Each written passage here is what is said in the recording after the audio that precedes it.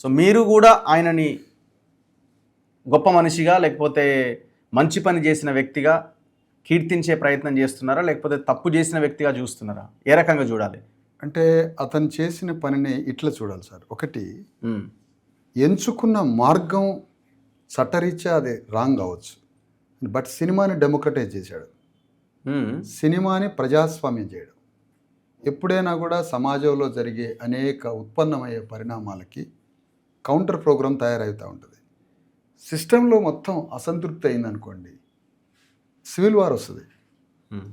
మనం అన్నమాట కాదు, సమాజాన్ని తయారు చేస్తున్న కూర్పు నిర్వహిస్తున్నటువంటి ఇంటెలెక్చువల్స్ చెప్తున్న మాట. ఎగ్జాంపుల్స్ ఉన్నాయి కదా, అనేక ఎగ్జాంపుల్స్ ఉన్నాయి. Recent examples. అందుకనే ఇక్కడే మనం అనేది ఏంటంటే, నియంతృత్వం అనే ఒక వర్డ్ ఉంటుంది. నియంతృత్వం అంటే దాన్ని ఇంగ్లీష్లో ఏమంటారు? Feudalism, dictator. Yes, dictatorship or ఇంకోటి. ఎప్పుడైనా కూడా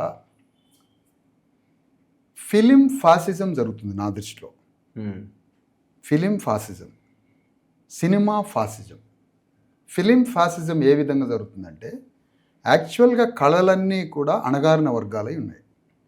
ఎప్పుడైతే ఆధునికత వైపు వస్తుందో, మోడర్నైజ్ ఎనీ కమ్యూనిటీ ప్రొఫెషన్స్ కావచ్చు, ఆర్ట్ ఫామ్స్ కావచ్చు, ఆర్ట్ ఫామ్స్ మొత్తం అణగారిన వర్గాలే, రంగస్థలం అంతా అణగారిన వర్గాలే.